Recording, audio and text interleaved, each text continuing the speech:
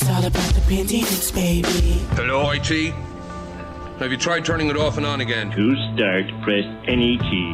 Where's the any key? Excuse me. I believe you have my stapler. Welcome to We Are Technology's User Friendly with host Bill Sickens, Technology Architect.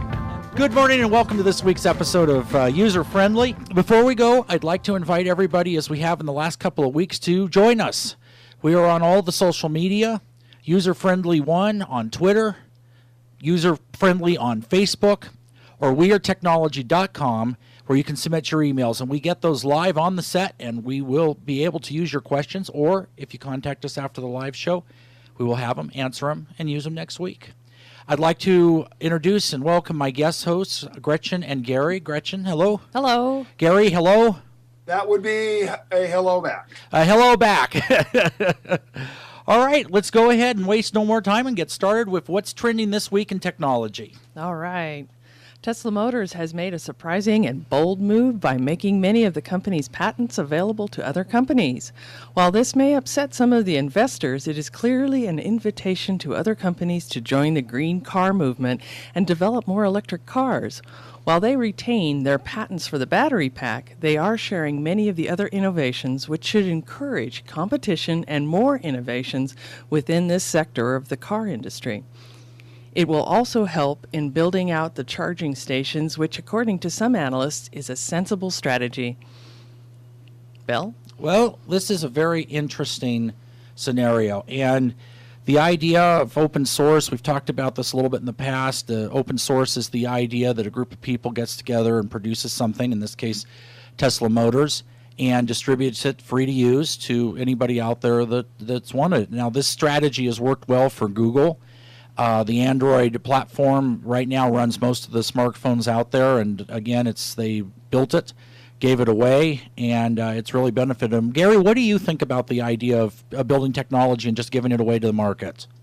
No, I don't think anybody should give anything away. This is, if somebody invents something, it should be theirs. Interesting. I know there's two schools of thought on this. Now, Tesla, of course, Tesla Motors is producing an electric car. They have for a number of years.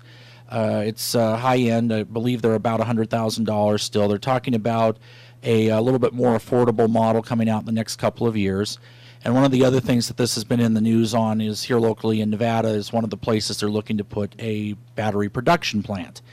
So, and that technology, I understand, is not being given out. It's just the technology that actually drives the electric car. So, I don't know. It'll be interesting to see where this goes. An open source car, I can see advantages and disadvantages to that. I think the overall concept's cool. If we do start saving some fuel and get some more electric cars on the road at a dollar point that normal people can afford, maybe this will work. but don't you think that discourages somebody from inventing something? If I invent some kind of anything that improves something that could make me a pretty good pile of money, it's an investment of my time and effort, and then I have to give it to everybody else, just give it to them? Well, I don't think they're being forced to. The decision to do this was made by the company, not by any third party. So, we're in a situation here, and again, I use the example of Google. They didn't have to give away Android. They chose to do it. So I don't know if this sets a precedent for other people with patents being required to give something away so much. I think it's more really a business strategy. And, again, we'll see what happens. All right, a program that convinced humans that it was a 13-year-old boy has become the first computer ever to pass the Turing test. The test, which requires that computers are indistinguishable from humans, is considered a landmark in development of artificial intelligence, but academics have warned that the technology could be used for cybercrime. Computing pioneer Alan Turing said that a computer could be understood to be thinking if it passed the test, which requires that a computer fools 30% of the human interrogators in a 5-minute text conversation. So, interesting idea here.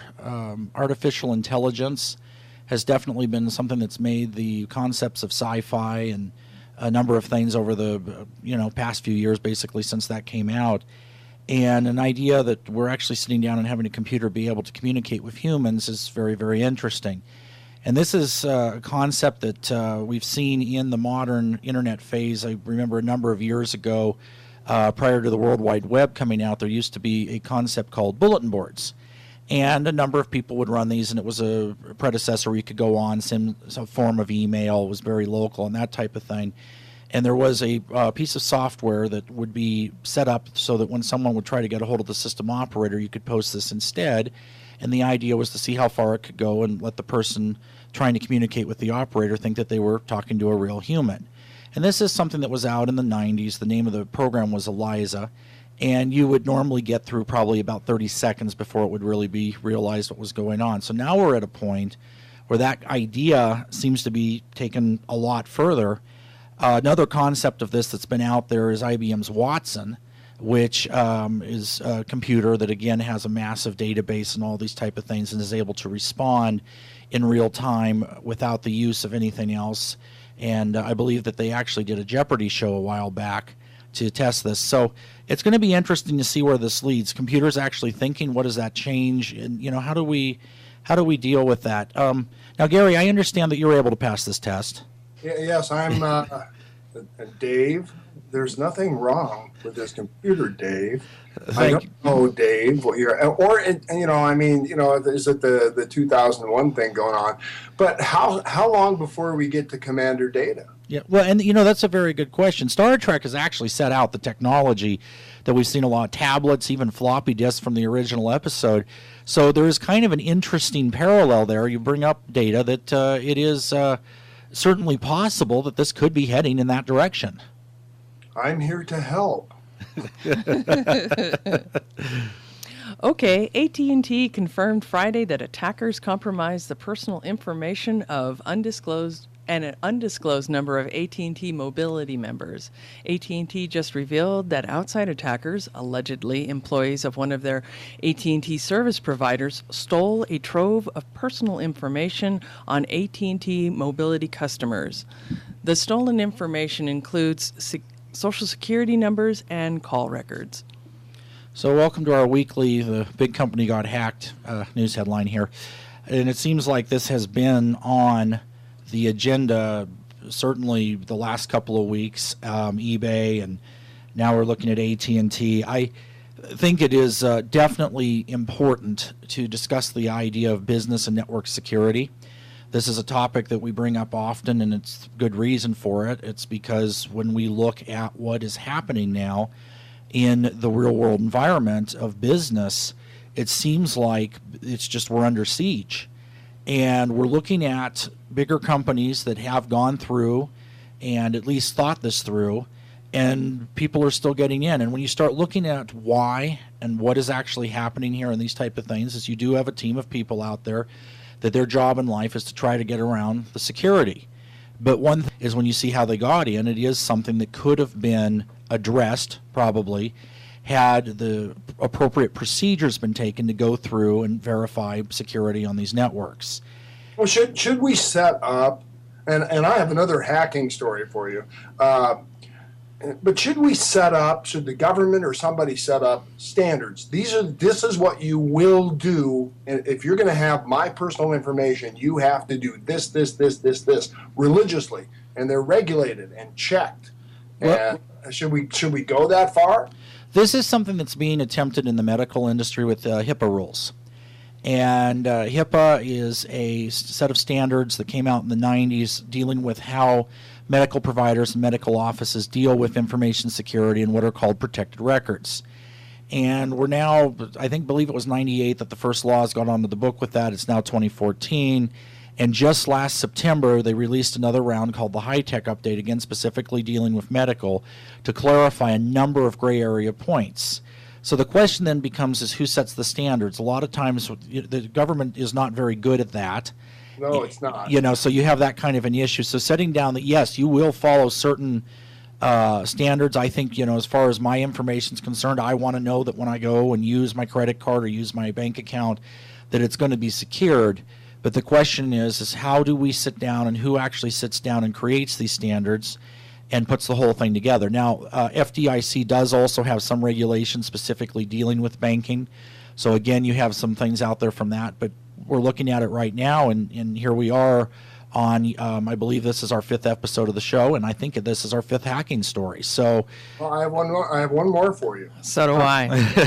No, I saw a thing this morning, and I don't have all the details. I was watching the Today Show, and they had this feature on there's a virus going around that will lock up your computer. And the hackers will send you a ransom demand, and you pay them X amount of dollars, and you can get your computer back. But they lock it up, and anything you have on there that's personal is theirs. And they'll give you like 71. They send you a clock and says you have 72 hours to give us $500 or $1,000 or whatever, or we're going to wipe everything. This is actually something that has been around for a bit, and it's interesting that it's coming up again. I think we're getting another round of it. That is a software known as ransomware. And the first time I saw it, at least, was with a client that had this thing up that the FBI had commandeered their computer because they were doing things that were illegal, and in order to unlock it, normally you'd go to jail, but this time they were going to let you pay a fine, and in order to pay a fine, you had to go buy a green dot card or wire the money or something of that nature. And, it is interesting to see that out there. One thing for all of our listeners, if you ever see something like that, it is always a scam. There is no law enforcement agency that would deal with things in that way. If you did something wrong and they needed to deal with you, you would know about it, and it wouldn't be because the computer told you. But it is interesting to see these things out there. And Gretchen, you said you had another hacking story? Yeah, hackers have stolen more than 600,000 Domino Pizza customers in Belgium and France. The pizza delivery company said that an anonymous Twitter user threatened to publish the data unless the company pays a cash ransom. So this is another situation like that. It's interesting, too, on that. Anytime you use a store loyalty card, and in this case, this particular thing has to do with that, your information's out there. You just want to make sure you're careful with it. All right, well, when we get back to the break, we'll get to the second half of our news, and then our guests today are in the graphic design industry. We'll be right back.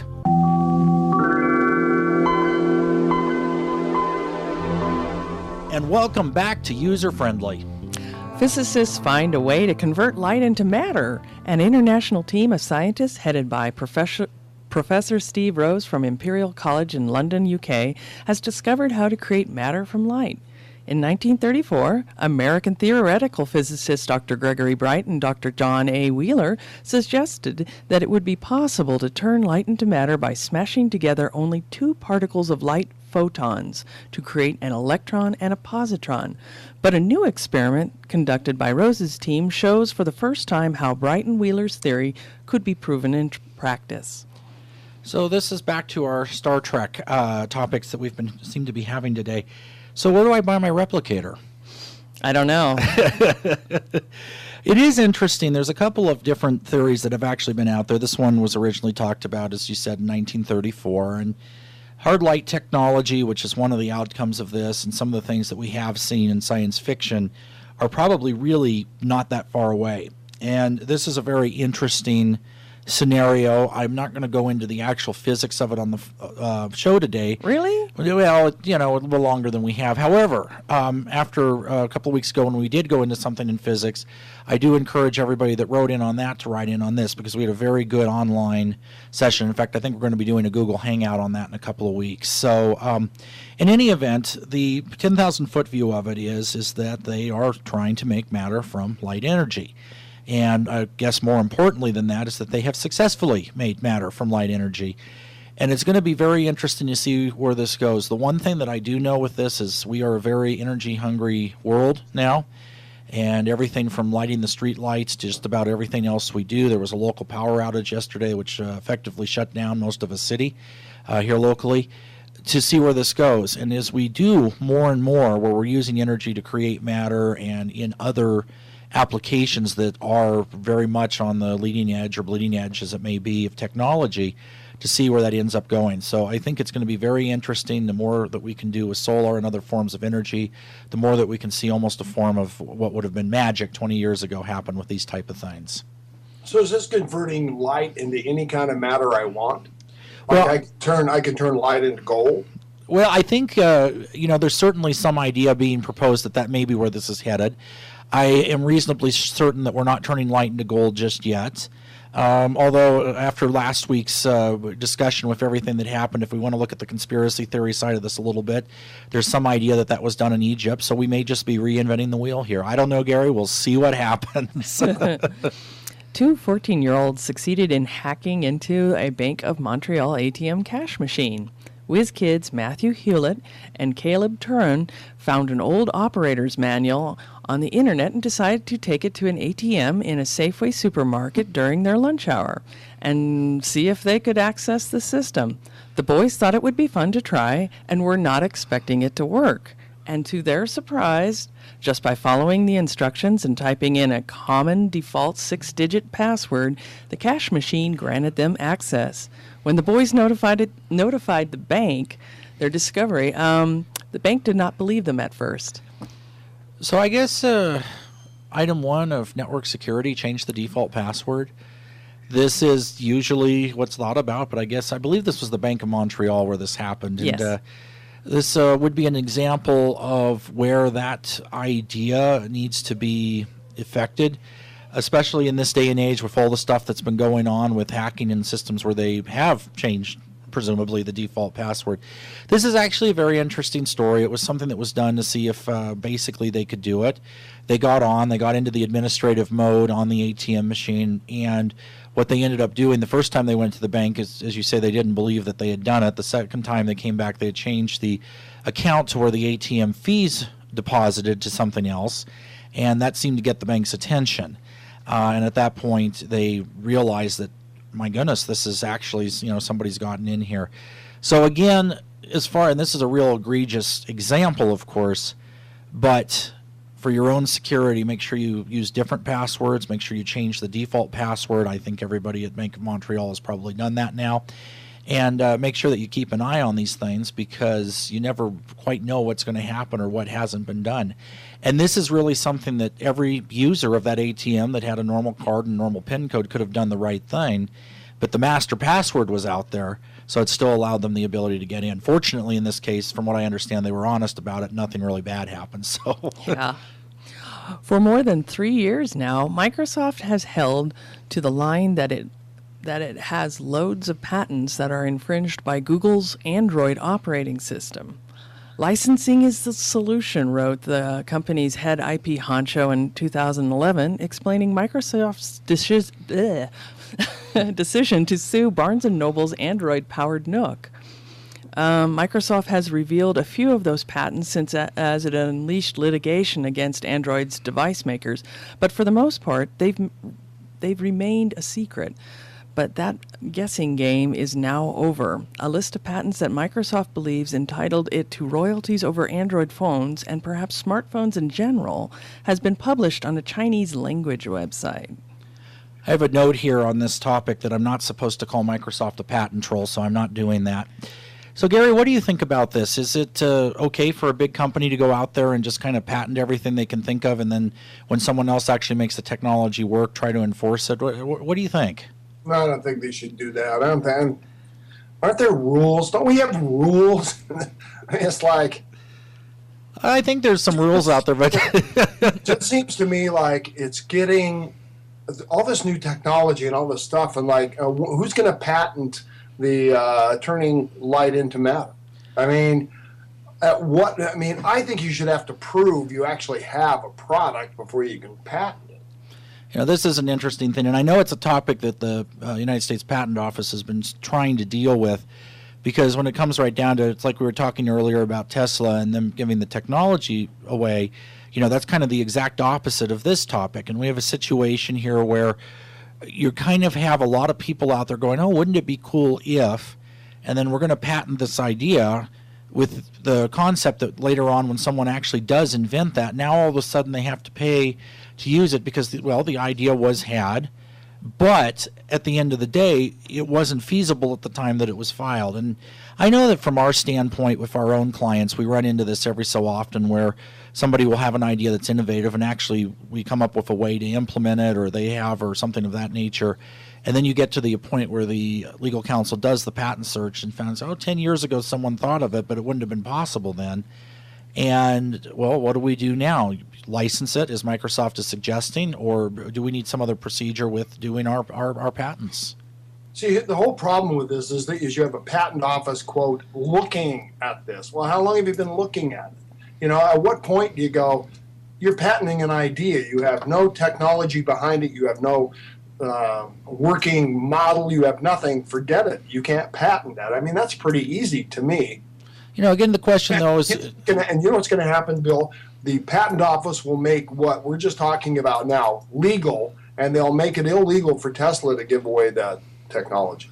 You never know the slippery slope that these things can go. It's, any of that's possible. And I know that, to just play devil's advocate for a second on that too, as far as the patent office checking things, we are in the process right now of doing a patent for a client that involves about 4 pages of a physics formula to make the product work. And the question then becomes, is my understanding of this is you have to disclose enough to where someone of the like field, and i.e. one of your peers, could be able to recreate whatever the patent is from what's in the patent. So in this example, at the patent office, unless they have a physics specialist, who's really going to be able to check? I don't know. We'll have to see where this goes. Yeah. DVRs, cable boxes, and DVD players could all disappear within the next decade or so, says Roku CEO Anthony Wood. Consumers are streaming more and more content from services like Netflix, and if Wood's reasoning is correct, this content will eventually supersede cable subscriptions, digital video recordings, and physical media entirely. So, Gary, were you ever able to find more blank tapes for your VCR? So we have a situation here. DVRs, this is like your TiVo or your set-top box that comes with your cable company's system where you can record, are now being considered obsolete. At least we're headed in that direction. And it is very, very interesting that with cloud storage and these type of things, you actually do see some advantages and some disadvantages with this. The biggest advantage being that on my DVR, I record what I think about, and it comes from what really is an old model of television channels and that type of stuff and what happens to be playing. Whereas on the cloud, you have a full library of 25, 30,000 movies and your television shows and everything else, and you can play them and you don't ever have to worry about it before or after. And on the side of the companies that produce media that have been very, very worried about things like digital content protection and something called DRM, which is digital rights management, if it's on their servers on the cloud and you never actually download it, you just view it when you want, conceivably it would be much more difficult to steal the content. On the other side, in order for this to work, you always have to be connected. In fact, if this was to go completely this way, you wouldn't be able to watch television without an internet connection. So there are two sides of this coin, and again, I've said this a couple of times today, I know. It'll be interesting to see where this goes, but this is an up-and-coming thing, and I think a lot more stuff's moving to the cloud, in some cases kicking or screaming, and not everybody likes it, but it is the direction it seems to be going. But you can still broadcast, can't you still broadcast via satellite? Dishes. Would dishes apply here? Well, dishes are a format that uses having separate channels and being able to view that when it's actually put out for it. Most television satellite dish systems are one-way communication. There are some attempts to change that now, but you receive what's there and you record it. So again, unless you have some kind of a way to be able to channel back, a lot of them use internet or phone, but if you didn't have that and you weren't online, then you would have a problem here. So it's very interesting to see where that is. So, all right, in our last couple of seconds here, I think we have what you called confusing story, Gretchen? Oh, yeah. In April of this year, Microsoft made it very clear, which I don't think is real clear, that Windows 8.1 users could not apply Update 1 in a specified time frame, would be disallowed from receiving any future security updates. They pushed the deadline by a couple of months due to several issues created by the update, but then held firm for June. The real result is that Windows 8.x's entire versioning structure has been revealed to be one of the most confusing versioning attempts in Microsoft's history of the operating systems. The bottom line, though, is that customers must be running either Windows 8 or Windows 8.1 with Update 1 to receive any further security updates. So you weren't kidding about that being confusing. Send us your questions on that. We'll be back with our guest after the break. This is User Friendly. PC load letter. Welcome back to User Friendly. And for our next segment, I'd like to welcome our guests from Think Inc. in Sacramento, Brett Augud and Mike Rigby. And did I totally screw up your guys' last names? No, that's spot on there, Bill. Thanks, I appreciate it. Oh, great! Just trying to see what we can do here. Welcome to the show. Thanks for having us. Thank you. So, let's go ahead and start. Now, you guys have been in business for a while. Tell us a little bit about the background of you and your company. Well, we've been around for a little over 30 years, doing a full-service print company, printing anything from direct mail pieces to, books, manuals, directories, working with a full gamut of clients from Fortune 500s to startups. So when you started, you would have started well before the onset of the World Wide Web. It sounds like a number of years, yeah. All right, and one of the products I know that you offer now that kind of ties all of this together is something called augmented reality. And let's touch up a little bit upon the definition of augmented reality and what the impact of it is in print media. Yeah, so in layman terms, augmented reality is a way in which one can take a image and create a digital following to it. What I mean is, if you know what I'm sure you know what a QR code is, Bill, and probably your audience does too. It's a little more advanced than that. It's utilizing an image that one could scan with a smartphone or a tablet, and that image would then actually become a video, or it's a way to enhance the engagement with the end user versus a QR code, which might go to a static site per se, like a website, whereas augmented reality, once the image is scanned, it actually is interactive. It can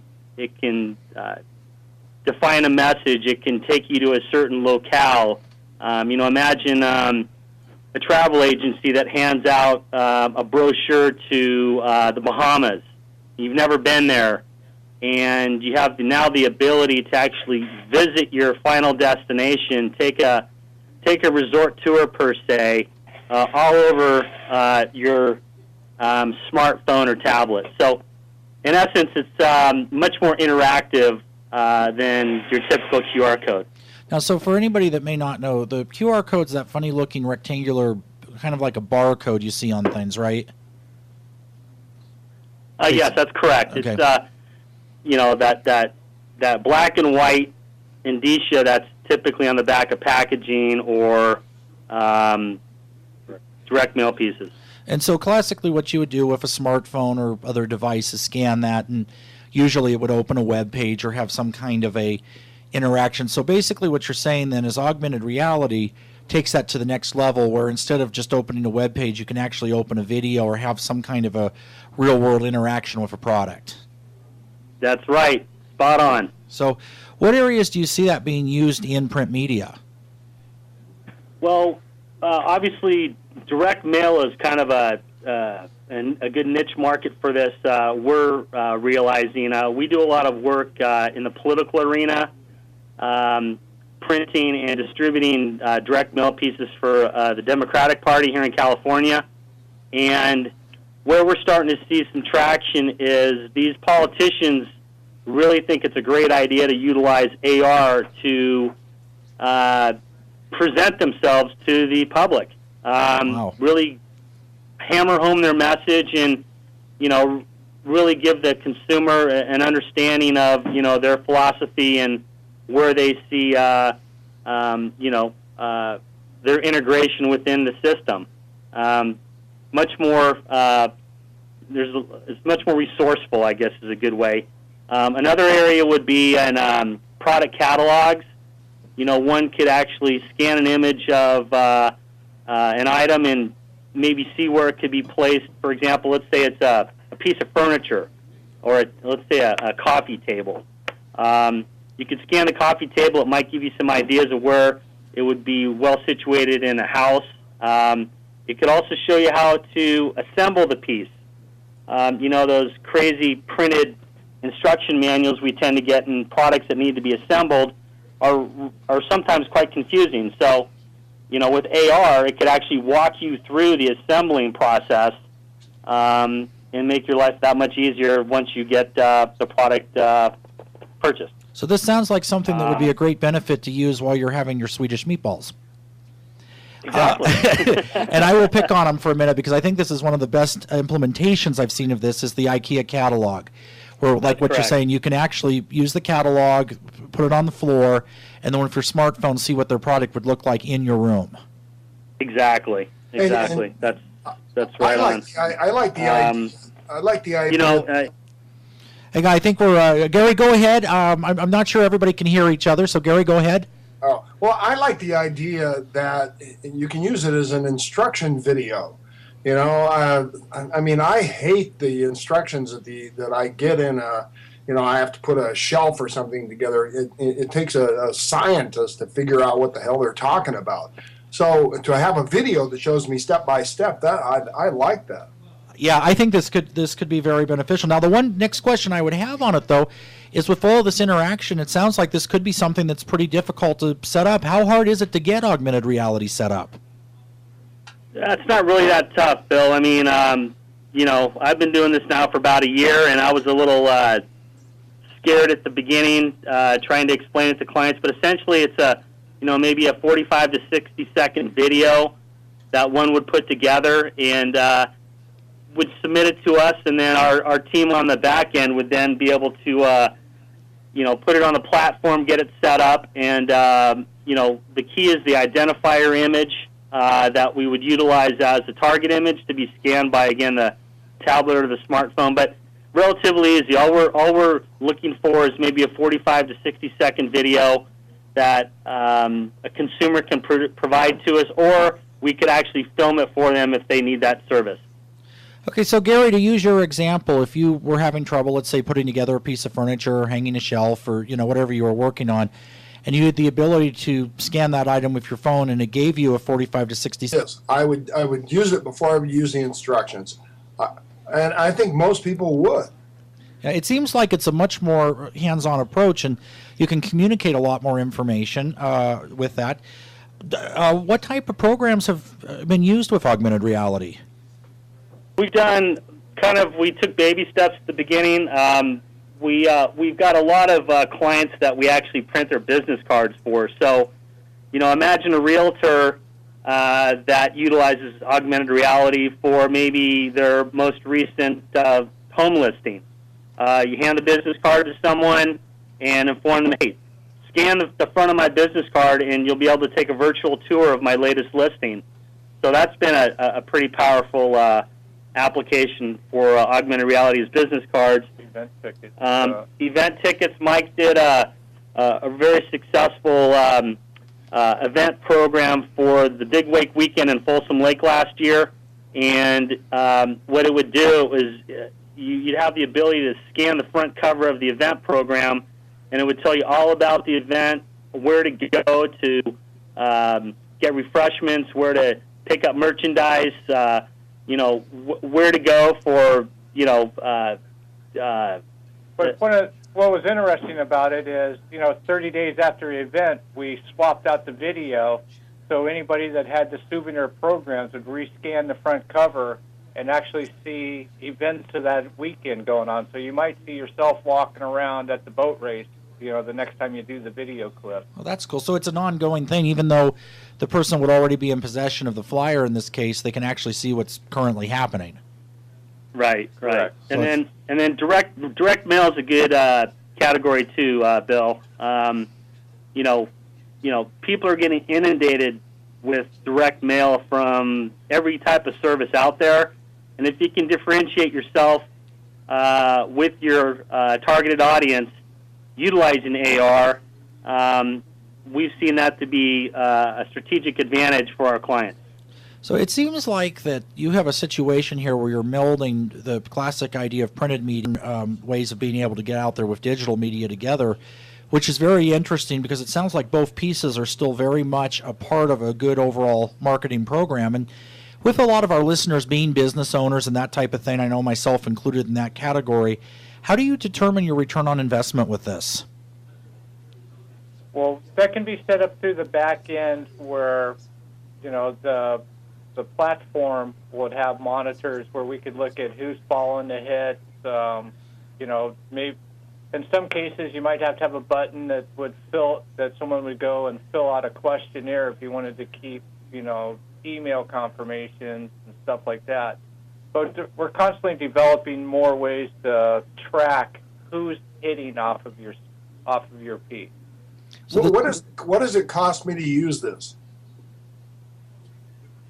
I mean, I'm a business person. Is it an expensive investment for me to have you do this? Can I buy this technology myself and use it? I guess you could. Why don't you touch on that, Bill? Yeah, I was going to say, a good kind of question to go along with what Gary's saying here is I think that there's a lot of this that has to do with the difference of having a professional put together the marketing campaign and trying to do something yourself. And you do see a big difference with these type of things. And Gary, to answer your question, and I just throw this out there because this is a lot of the same kind of questions we get asked with apps and all the different things you do for business.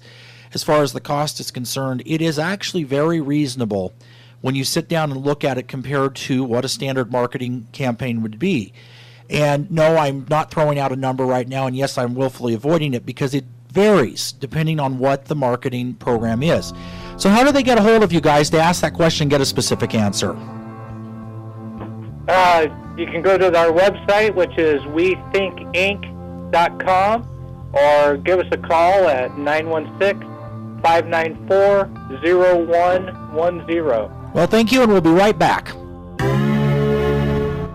And welcome back to User Friendly. Send us your questions. We've already been getting a bunch. wearetechnology.com, the Ask a Question link on the right-hand side of the page, user-friendly1 on Twitter, or user-friendly on Facebook. Send them on over. One user-friendly, I'm being corrected here, thank you on that, on Twitter, and user-friendly on Facebook. Send them on over because we get them right here on set. And our next guest today, I will take a few minutes to give his introduction here, and it goes into the background of our own company. Cumulus Technology was actually started 17 years ago, and there have been a couple of people that have been involved since day one of this, Gluttons for Punishment, I would say. Since we started in a local mall, actually in Reno. The mall is not around, but we've survived that. And two of those people are very good friends of mine, Jeremy and Gretchen Winkler. Gretchen is my co-host and does the news with us every week here. And her husband, Jeremy Winkler, is a pioneer in the graphic design market. And I'm getting a very funny look for making that. But Jeremy, how long have you been doing graphic design? Well, I started working in graphic design in 1987, work for my dad. So 1987. Yeah. In 1987, I think I might have had a Commodore 64. Yeah, well, we didn't work with computers when we did graphic design then, so it was all on an artboard. We'd use a rapidograph pen of varying sizes, and it would have our typeset at Reno Type, and they used a photo typesetting machine. So we'd take their type and glue it onto an artboard, and then get everything drawn out correctly, and then send that to the printing place where they would shoot it with their multiplane camera, and then make film, and then strip that onto sheets of Mylar, and then make plates, and then print it. So it's interesting to see how much the computers have really changed a lot of different industries we work in. But from what you just said, that sounds like a number of steps that actually involves more than one company just to get something printed. Absolutely. So if I was like our previous guests and they did the printing end of it, but there'd be another company involved between you and them back in 1987? Absolutely. And that other company is the typeset house? There's the typeset house, but then the actual company that does the printing might have to have somebody, they have somebody in the back who does their photo and film work. So you'd have to shoot the film and have the film developed, and then make sure you'd have all the sheets of film and all the correct angles to make the thing color. Wow, that's amazing. So that would certainly seem to have worked into more cost and that type of thing. So what I do now, where I sit down and use Corel Draw or an Adobe, what's the current one, InDesign, I think. InDesign, yeah. To set that up and all that type of thing. This is where you would have actually gone, and you're talking about movable type. I mean, are you physically putting letters in a machine or something? No, that's how it was done previously, where you'd have a Linotype machine, and you'd cast a line of type at a time in lead, and then you'd set that in your print block. And that was before the printing press was a big, large, movable object. I mean, you'd print one page at a time. But with a printing press, you'd set it up so that it prints the plate, has, as many pages as will fit reasonably. So, you get two 11 by 17 set up on the page with film, and then get it so that it makes a plate, and then you print that on paper. But a line of type machine would be one line of type at a time. Wow. I mean, this just sounds incredible. So moving ahead a few years, now you've worked in a lot of different places, I know, over your career. And like you were saying, you started with your dad at Creative House in Nevada, where we started. Mm-hmm. What other parts of the country have you worked in? I worked in California, or parts of California, but I've done most of my work in Las Vegas and Portland, Oregon. Okay, so let's start talking about Las Vegas a little bit. Who was your primary client in Vegas? Well, it's hard to say because there were so many casinos, and they did a lot of work. Okay, so but casinos, gaming, and lots which of would make casino sense gaming. for Las Vegas. Okay. Oh, yeah. So when you were working with them, I assume that, like any businesses, we all should, you were given a couple weeks notice on the projects, had time to put it together, and were able to get it out and go have a cup of coffee. Sometimes, but not always. No. So tell us about the other times. Well, any special holiday like Mother's Day, Father's Day, Valentine's Day. Sometimes most of the time, the casinos wouldn't know ahead of time what they were going to do for their Mother's Day brunch. So Mother's Day brunch morning at 7 or so, we'd know what we had to print for them, so that we could get it to them by 11 o'clock when brunch started. So you had 3 hours to put the whole thing together. Yeah. Now, would that have even functioned in 1987 when you had to go through all those extra steps? No, it would have been pretty impossible, because you would have had to get it designed, and you would have had to have all your everything. It just wouldn't have worked. There'd be too many steps involved. So tell us about the story when you had an artist, and I will just leave it at that, come in doing his CD cover. Oh, that was fabulous! Yeah, we did. He was a rapper. I think he was just starting out, so he was trying to get his production to be top notch. But we had a couple of problems. At that point, I had no idea what bling was. So he wanted to have all his gold chains that he was wearing in the photo. He wanted to have them bling, and so I had it's like, well, what's bling? And he started to describe it, and I'm like, oh yeah, okay. So I had to bling out his his 3 rings and his 4 gold chains and his diamond earring, and I couldn't use the one photo because he was smiling, and he wanted to avoid any kind of picture where he was smiling. It's like, well, why'd you give me a photo of your smiling if you didn't want to use it? So that sounds so. Tell me what the weirdest thing is you ever had in Vegas. The weirdest one in Vegas was colorizing a black and white photo of the Rat Pack. Oh, wow. Because I am absolutely certain Sammy Davis Jr. never wore a purple suit. Absolutely certain. So, and then the second area it looks like you worked for a long time is Gary's neck of the woods up in the Pacific Northwest. Tell us a little bit about that. Portland, Oregon was a lot of fun because there were so many things. Everybody and their cousin had some sort of history. And we did a lot of stuff for the Clark County Historical Museum up there in Portland. Or actually, that was Vancouver. But Portland Metro. Yeah, Portland Metro, North Portland. Everybody had stuff. I mean, so we're printing for books for everybody and their cousin. We're printing magazines from across the country. We were working a lot. There's just tons and tons of stuff to do. Now that is absolutely incredible. So Gary, I'm going to ask you to weigh in on this. You've heard about us from Jeremy with us now, and our previous guest from Think Inc. About printed media and then modern. I don't want to say the other one's old-fashioned, because print media is still very much a part of what we do, and it seems like a lot of these other things are enhancing it. And I know you have a deep love of technology. What do you think is the right direction here? Do you use both? Do you prefer the printed concept only? What's your feeling on that?